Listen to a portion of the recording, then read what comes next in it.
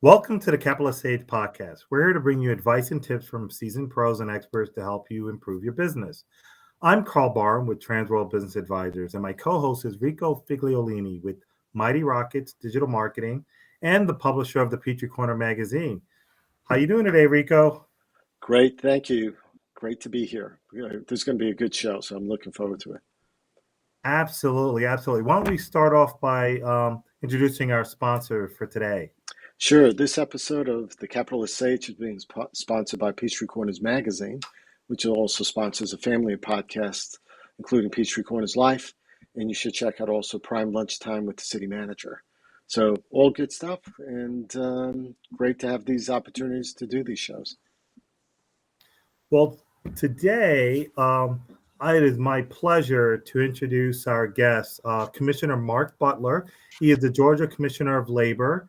The Department of Labor's mission is to work with both public and private partners in building the workforce system that contributes to Georgia's economic prosperity. Currently, today, we'd like to talk a little bit about what's happening in the labor market here in Georgia, some of the trends that we see going forward, and most importantly, what are some of the resources that are available for small and large business owners in finding great talent to help their businesses and organizations prosper. How are you doing today, Commissioner Butler? Doing great. Thanks for having me on. And, I like the pressure you're putting on me saying it's going to be a great show. We hope so. We try to make this interesting. A lot of times people hear that the labor commissioner is going to come speak and they're like, oh gosh, that doesn't sound very exciting. But I think workforce development is very exciting. And I think what we're seeing right now in our economy is, it's exciting, but it's also scary at the same time. We're seeing things that are happening right now in our economy that, quite frankly, just don't make sense. There is just very strange things going on right now, and you really can't depend on some of the old indicators to really tell you what's going on in the economy because they just really are not relevant right now. I know a lot of small business owners, especially, feel alone out there. When I talk to business owners every day, they're all looking for people. They're cutting back hours, reducing services. They're starting to do that. Maybe you could share with us a little bit about the Department of Labor's role in the Georgia infrastructure when it comes to workforce development.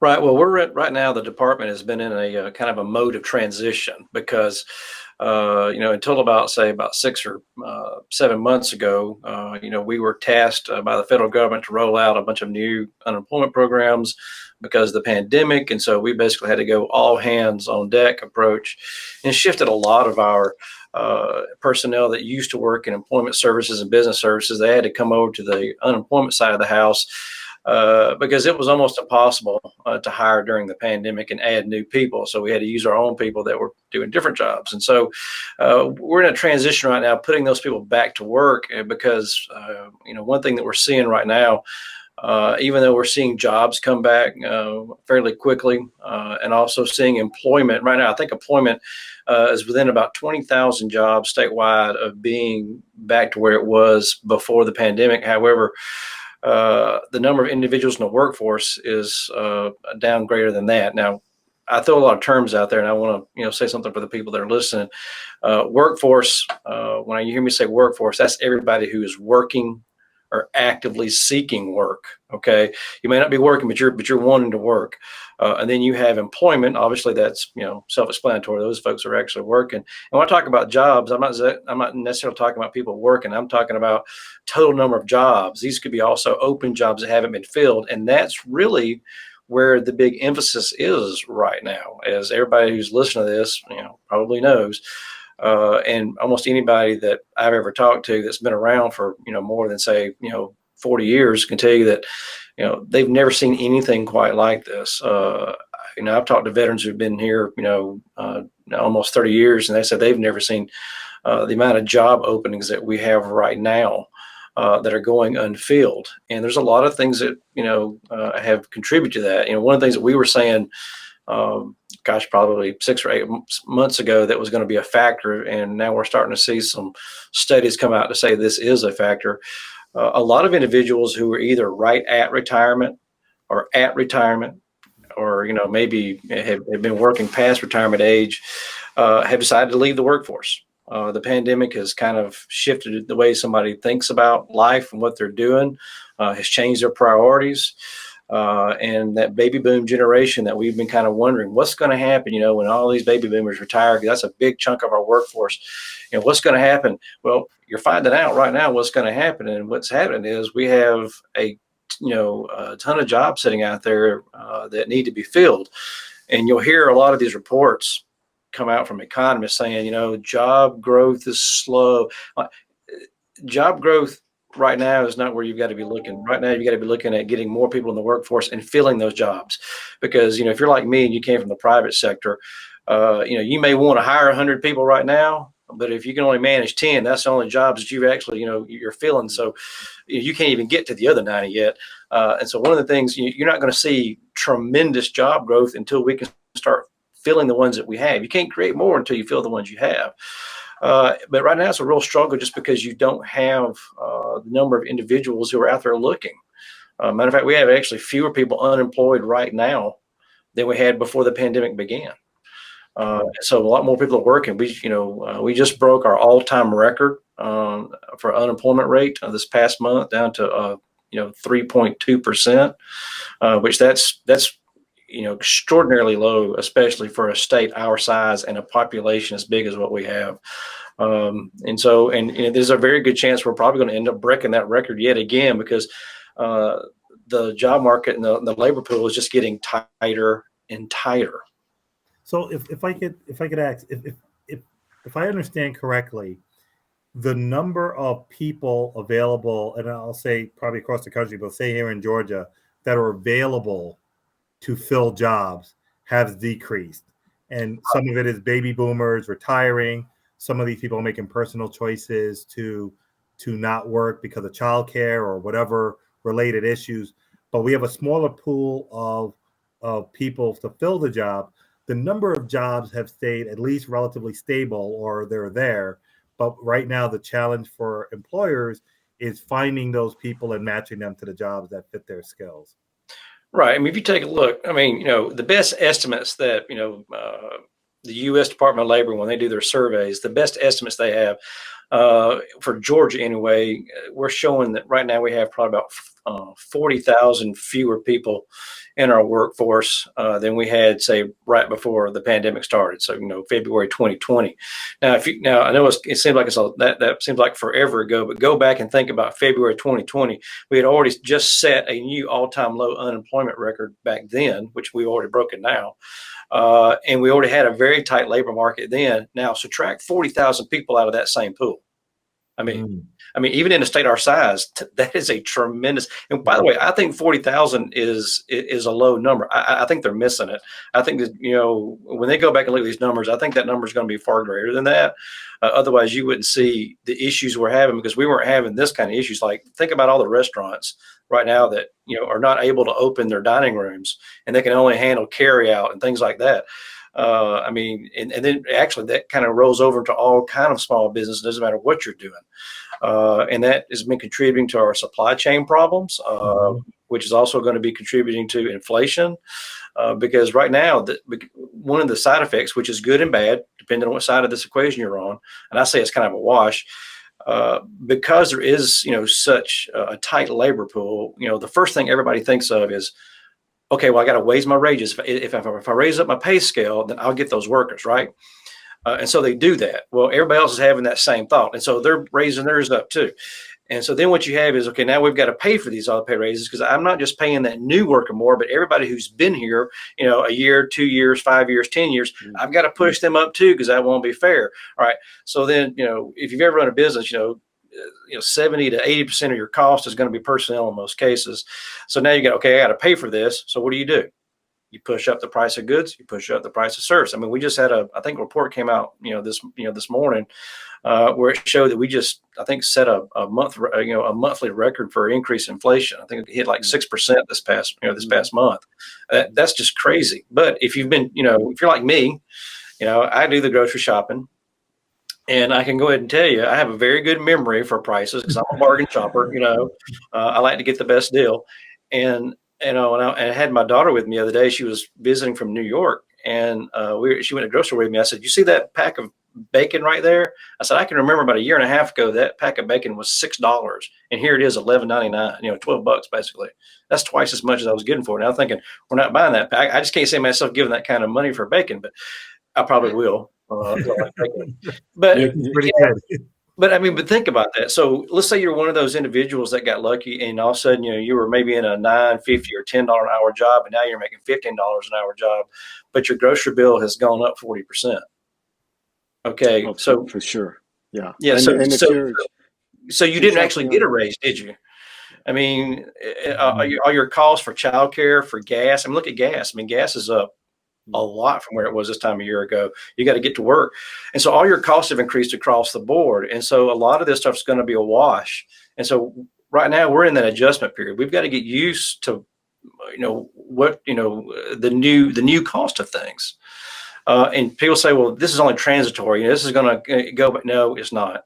Because what's driving inflation right now, a lot of it is salaries. You think in 8 months from now, all of a sudden 40,000 people are going to appear in the workforce? I'm telling you, they're not. If you look at trends historically, how they come back, I mean, they're just not. And so you can't go back and reset all those salaries. Those salaries and those hourly wages are here. And so these prices are going to be here. And so, as a small business, you've got to adjust to the new normal. And I hate to use that term more than anything, but this is a new normal. These costs that you're experiencing are not temporary. I mean, I do believe, and I don't have a doctorate, a PhD in, economics, but I do have a lot, and I mean a lot of practical experience and working in the economy. And I'm telling you, these costs are here. Rico and I were just talking about that. We were talking about looking at some of the studies and so on the impact. So if it's a fact that these costs are here, and that number you gave, 40,000 less people in a state the size of Georgia, less people out there, and as these businesses now need more workers, can you give some insight on what are the strategies you're seeing the better businesses, the smarter businesses doing to help close that gap? Well, really right now, I think everybody's kind of trying to find their way, because the old way of doing things is not here anymore. Like a lot of people, we still get a lot of calls, from different parts of the state wanting us to do in-person job fairs. And I go ahead and tell you, we've seen very, very mixed results for that type of activity. Most job seekers we're talking to, they're really leaning on online searches, social media searches for jobs. We're not seeing a whole lot of them wanting to show up, for in person. And so, we're trying to tell people to get away from that and really concentrate on your online efforts. But also, take the temperature of what's around you. Like we talked to a food producer, and I won't tell exactly who this is because they probably know who I'm talking about, but we talked to a company that produces a food product that a lot of restaurants use, and they were complaining about not finding workers, and so we told them, well, let's get together and let's talk about your strategy. And they were telling us what their hourly wages were, and when they told us what their hourly wages were, we were saying, well, you do realize that the people who are cooking this product and the restaurants you're selling to are making more than the people that are producing it in your factory, and your job is much harder than the one in the restaurant. I can promise you, because it was a live animal type product. And so, that's hard, that's tough work. And so I'm like, you're going to have a hard time hiring somebody if you're paying less than what the restaurant is paying this person that's cooking it. Because this is a lot more grueling work. And, they're like, well, we just can't do that. I'm like, well, if you can't do that, then you have to do what a lot of companies are doing. And you're seeing a lot more investment in automation. Which will end up cutting your total number of jobs down the road, but it will also create, a new level of jobs for people who've got to maintain that automation, which are higher paying jobs. So, I think right now, one of the things that is kind of exciting is, there are events that happen throughout history that cause civilizations to push things dramatically forward technology-wise every so often. And unfortunately, a lot of times it's tragic events like what we just experienced with COVID, with a lot of death. And I think life as we know it is going to be just just so dramatically different in the years forward. Some of us who've been around for a little while used to be in a lot of stuff in person, and a lot of that has changed. And so business models are going to have to change, and a lot of that, storefront stuff is going to have to change. I mean, if you would have told me 2 years ago that every grocery store that I go to is deliver food, and almost every restaurant that I could ever want to was, I can get food delivered, I'd say you're crazy. There's no way that'll work. Well, guess what? Yep. It's totally different. Well, let me ask you this too. It's lack of bodies out there, if you will, but is some of it also lack of certain types of education? For example, instead of having a 4-year degree, there are a lot of kids that are realizing, I don't want this debt. I don't want 4 years of debt for a job that may not pay me as much as I want, or it's a job that they're realizing through the pandemic, it's a job they really don't want to do with their life. They don't want to spend that. I think people are coming to a realization, coming to Jesus, if you will, about what their life means and what they want to do with their life. Is it better to do a 2-year degree?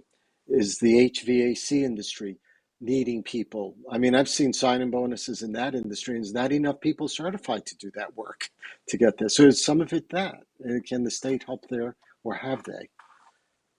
Well, when we talk about a lack of people, especially if it's, for whatever reason, I mean, yes, because then, typically a lot of the pool that's sitting out there right now that's looking for work, based on some of the numbers we've seen internally, are, folks whose education requirements are probably not up to a lot of the levels that they need to be for some of the jobs that are out there. And so there's a lot of opportunity to extend, some new training to some individuals if they'll take advantage of it. And there is a lot of money out there, and there's a lot of availability of training. But one of the exciting things that I think you're going to see is, because of this talent crunch that we've got right now, I think you're going to push forward some thinking that nobody, really wanted to touch for a while, and that is alternative forms of training. I think that you're going to see a lot more short-term training programs. You're going to see a lot of industries go, you know what? We've always required a 4-year degree, and I'm not knocking 4-year degrees. I've got one. I paid a lot of money for my daughter to have one. And so, but, right now, it's kind of a necessity because you've got to have the people to get the work done, or you're going to go out of business yourself. And so I think you're going to see a lot of, specialized training that companies are going to start sponsoring themselves, especially like big tech companies with programming, because they're like, you know what, if you've got the aptitude and we can tell that you're trainable, we can bring you in here and we can teach you this coding and we can get you ready to go. And, and so it's almost like everything that is old is new again. Yep. We were having this conversation around the table the other day here at the office. A lot of the incentives that we're seeing, a lot of companies bring back, like, a lot of companies are saying, we're going to start catering lunch every day. I can remember growing up and there was a bank that my dad worked at, and they had lunch every day. Now it wasn't free, but it was like stupid cheap, like $1.25. I mean, it was nothing, and it was a hearty plate of food, and it was cooked very well. So we're hearing a lot of companies bringing things like that, and all kind of different type of stuff they used to do a long time ago. They're bringing that back, but back then also a lot of companies, they would grab people out of high school and they would train them, do on-the-job training, and teach them how to do it. And a lot of those always doing things through apprenticeships, stuff like that, are going to get extremely hot right now, and they're going to have to because let's be honest, if you got this big glut of talent, can you wait 4 years for a graduate? Right. 4 years is a long time in the business world. That's right. Heck, 6 months is a long time in the business world. You know, so they need people now, and I guarantee you, you're going to start also seeing companies recruit, and something to watch for. Watch these stats and mark my words and see if I'm right. All right. Companies are going to start recruiting in the technical colleges, in the universities, not for graduates, but for people that they can grab out of there early before they even graduate and put them in jobs. And graduation rates, I think, will suffer. Yeah. However, these folks are going to end up going in some pretty good jobs, but you watch. I'm telling you, that's going to happen, especially in a lot of the trades, because they can go get a certification somewhere else and not necessarily get that over here. And I'm seeing, I have, my kids are like college age level and have an 18-year-old ready to go. And I'm seeing, I can't tell you, it almost feels like a political campaign. I'm seeing so many mailers from so many small colleges. We're not talking about big ones, although we did get UGA and I think Georgia Tech. But a lot of small colleges in Georgia are mailing, and because I got a feeling that they're not getting enough recruits, and small colleges are going to get hit with this. So there's another flux of problem right there. There's been a long trending issue before the pandemic in this labor issue where hiring managers, everybody, when you looked at the job description, wanted somebody with 3 to 5 years experience doing the job. They wanted XYZ degrees doing the job. And they would always, when there was abundance of applicants to fill that became a de facto filter. And it's too easy to filter degree or no degree. One is out, one is in, keep going in the process.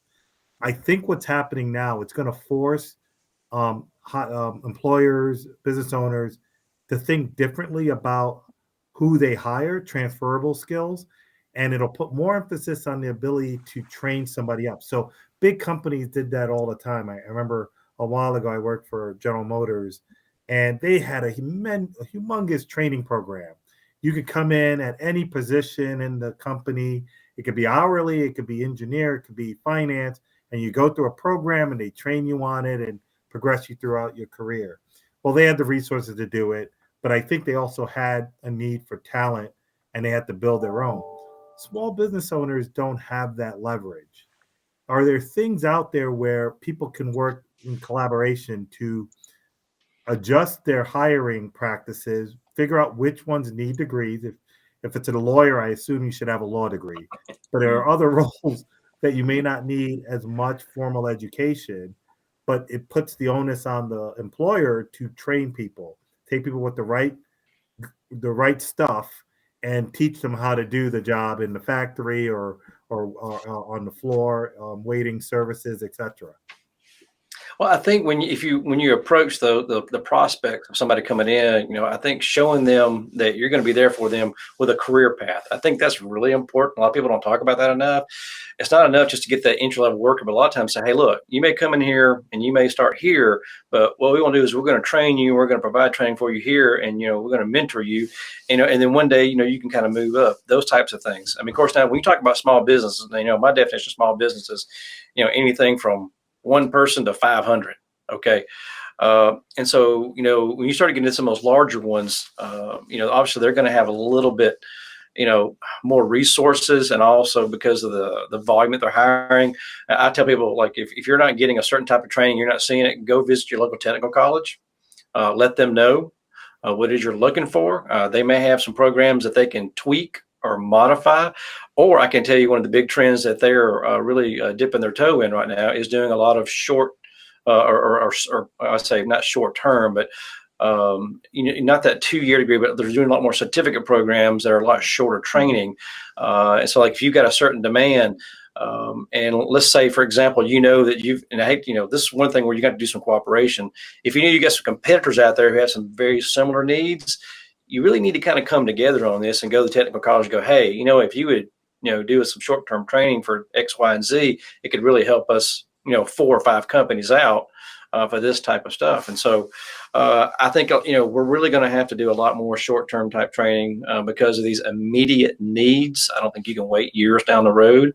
I think a lot of things are going to suffer. However, Georgia is actually set up for this type of situation better than other states. And that's why I think you're going to see us win a lot of recruiting battles for companies that are looking to locate, because we have the Quick Start system, which does, it specializes exactly in that, very specific training for a, specific type of industry. And so once you start attracting a couple of companies that do a certain thing, then that one particular school, what they're basically doing is pumping out graduates. And I say graduates, not necessarily with a degree, but a certificate or a type of training that fits in there.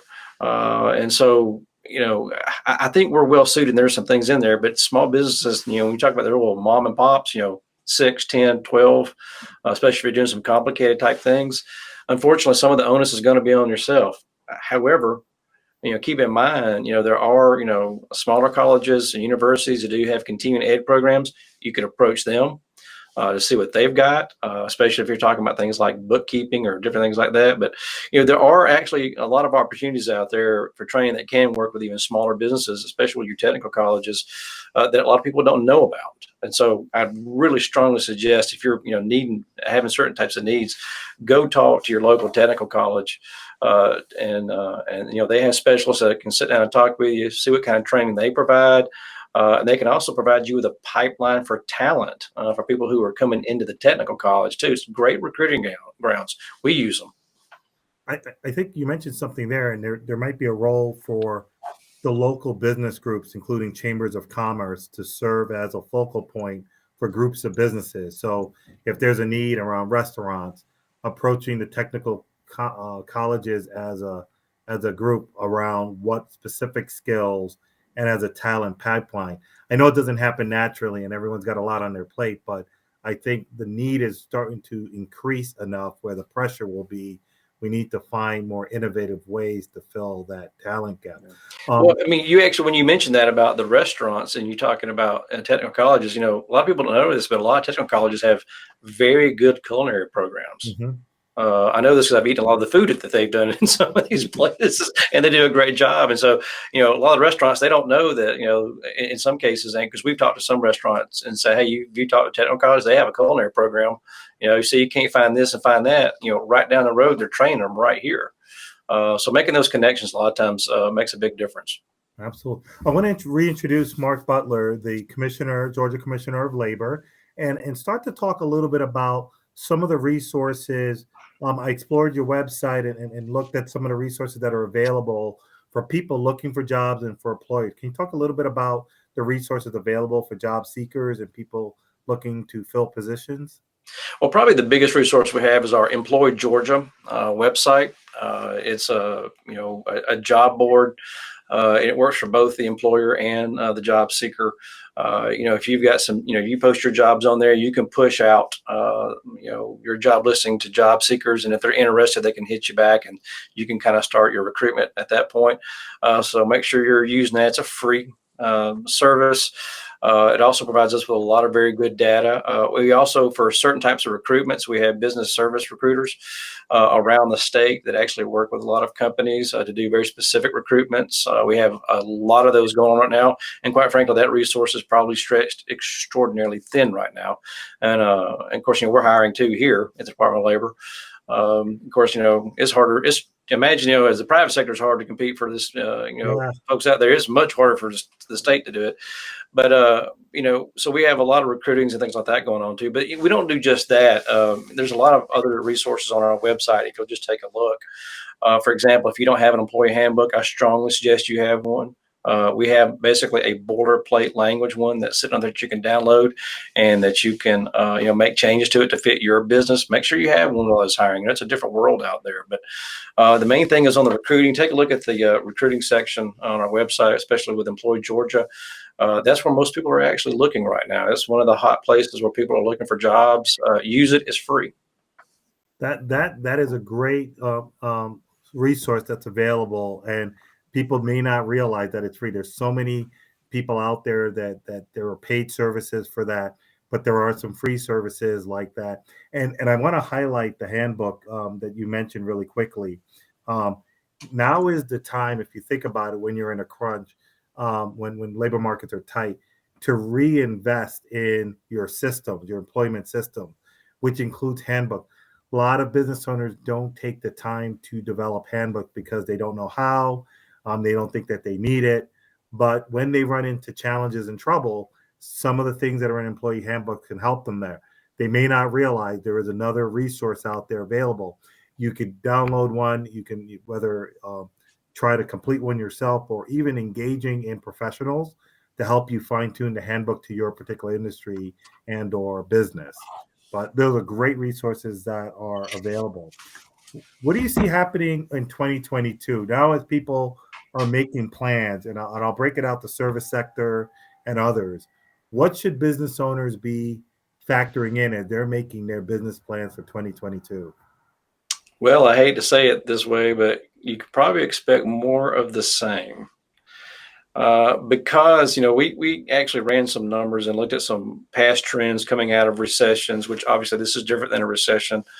And what we have seen in the past, when we've had like a very large drop, like we're just seeing right now in the workforce, typically those workers don't come back very quickly. It takes years to recover. So, don't think, and I'm not trying to rain on anybody's parade, but don't think that those, we're going to, 40,000 people are going to magically appear, in 6 to 8 months. It's just not going to happen. Historically, it doesn't happen. The only way it happens if a whole bunch of people leave some other state because there's no opportunity to come here. And that's not going to happen because other states are having the same problem we are. Because, it wasn't just in Georgia that we saw a lot of people leave the workforce. It's, the entire nation.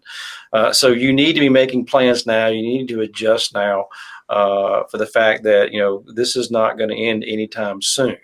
And also start thinking about, where's that supply and demand cross for you when it comes to how much you can afford to pay versus, how much you can afford to charge. So you really need to spend some time rolling that over and thinking through that because, we're a long way off from this kind of getting settled in. Take a look at how you're doing business. Think of different ways of doing what you're doing, possibly with less people. But you're going to have to readjust because, if it wasn't for the virus, I think we would have had years to make this adjustment. But I think that because we did have the pandemic, I do believe with all my heart that it pushed forward a lot of retirements that weren't going to happen for years from now. And it's very hard to replace that talent in the stream, so to say. And so it's going to be tough going at night. Look, trust me. One of the things that keeps me up, and I'll give you an example. One thing that keeps me up at nights here is, if anybody knows anything about state government is older, as they say. I put air quotes for those that are just listening. And which means, our average age in state government is about 54, and I'm right there at that average myself. But right now in my agency of about 1,100 people, about 25% of my entire agency can walk out the door today with full retirement. And that's, do some quick math. And let's just say only 200 of those people leave before the end of the year. Imagine that. If you had 1,000 people that work for you and you had to find 200 people to replace them in the next 2 months. Our crunch is coming here too. And so we can relate and we know how tough this is. And you got to constantly recruit, never stop recruiting. It's almost like now when you go out, not only as a small business person, you're trying to sell what you're trying to sell, but you're also trying to recruit workers in the same breath. Like, well, okay, you don't want to buy it. Oh, hey, would you want to come work for me? I think you're hitting on a really, really insightful point there. People look at their marketing budget around marketing their products and goods and services, but recruiting, if it's important for your business, especially service-based business, developing a recruiting strategy, an onboarding strategy to attract people should be factored in to your budget in 2022. If you don't, you will be spending the money to do it one way or the other. So you might as well start factoring it into your budgets. Well, think about it. Almost everything you're getting right now, let's say you get like a solicitation in the mail, on one side it says, buy our roofing system. On the other side it says hiring roofers, like when you go out to eat, a lot of times on the receipt, it says now hiring, whatever. It's everywhere. And I've never seen anything like it. But here's the good news. So we got a lot of bad news there, but now if you're that job seeker or somebody who's jumped out and you're wanting to better yourself or better where you were, right now's the time. Be trainable, be on time, have a good attitude, and a lot of people will take you on and train you. If you didn't say, well, I didn't have the skills, but guess what? Here's your workaround right now. Take advantage of this. We had one of our guests was Music Matters Productions. Yeah. And it was Lindsay was the marketing person, but the one constant thing they said was just be on time. Literally, that was the mantra 4 or 5 times through the conversation. We just someone to be on time, and to be there, I guess, to show up. Isn't that the problem? I'll do a drive-through at Dunkin' Donuts where the front door is locked because they don't have enough people to man a small store. And Right. the line is wrapped around, and all they need is, someone that can hit the register. It's pretty easy, the point of purchase sales, and they still can't find the right people. And they're what was it? Salata has a permanent sign essentially on their window saying $15 an hour. We're looking to hire. Yeah. when you get that The- happening, it's just sad. everyone is going through that and realizing that. I'll offer one other insight that people may not think about. Your key employees, those people that really rely on, this isn't the time to neglect them. Figuring, That's right. figuring out ways. If you haven't talked to that employee that's been with you for 10 years and has done an outstanding job and knows your systems and your customers love them, it's the holiday season. It's time to give them love. It's time to take care of them and start, compensating them, coming up with ways to retain those key employees, because this isn't the time to want to go out to find that new person. Now that you have to train them, you got to pay them more, and they may not know all the things that help you be successful over the years. So I vote for taking care of those key employees this year. Yeah, you've got to do that. That's part of the strategy, because it's much cheaper to keep one than to hire one. I mean, it's simple math right there. Yeah, of course, my problem is the state government. We can't give out bonuses, so it's not allowable. So, I mean, trust me, there's been a few times here lately for just myself. I'm thinking, man, I remember that job, my private sector job I had before I became labor commissioner. I remember those Christmas bonuses I used to get, and it paid for Christmas. And I'm like, I don't get Christmas bonuses anymore. I got to have a Christmas account now. It's a challenge, and not only economically compensating, but sometimes it's just flexibility. As some people have shifted where they may, instead of going in 5 days a week, they could work 4 days in the office, 1 day at home. There are different ways to recognize those great employees in ways that could drive retention. We had one instance of an employer we know of that just allow one of their key employees to have 2 days from home. They can do some other things. It makes commute a little bit less. And for that person, that probably prevented them from looking for another job. And they're able to retain that person. There's different challenges when you're managing people remotely, but this past 18 months plus has taught us a lot on how to get creative in engaging people remotely when necessary. Yeah, but if you're in the service industry, or if you're in manufacturing, work from home really doesn't work real well. Yeah. And so, I mean, those challenges are going to be totally different. I mean, you're going to see a lot of new ideas. I know there's a lot of people rethinking things like, childcare and and education bonuses, and things like that right there. So, I mean, it's definitely a competitive market. When you have competitiveness and this kind of thing, hunt for talent, you're going to probably see a lot of different things. I mean, it's a good time if you're out there trying to improve where you're at. Because the opportunities are out there, and some of the benefits I've seen put out there are different and really interesting. Absolutely. And I would say to employers, take a look at your job description and make it more open. So for people that are great workers, great attitudes, have the right stuff, they may not have the experience exactly that fits your need, or they may not have all the degrees that they would want. But figuring out which jobs need what types of criteria and open up that lens, you'll find a lot of great people out there that can do great for your companies. Well, Commissioner Butler, I would like to thank you so much for joining us and just sharing some of the information and data that you're collecting and what you're seeing there in the market. I mean, it's really apparent that Georgia is a place where employers want to be. There's this collaboration between government and private sector that helps create the tools and the vehicles for success here. And I want to thank you for your leadership in that, and continue to be a resource to the community to help business owners and people looking for jobs. Sure. Thank you. Well, I'd like to also thank Rico and for everything that he does to continue to drive the Capitalist Age, as well as the other family of podcasts here. I'm Carl Barham with Transworld Business Advisors of Atlanta Peachtree.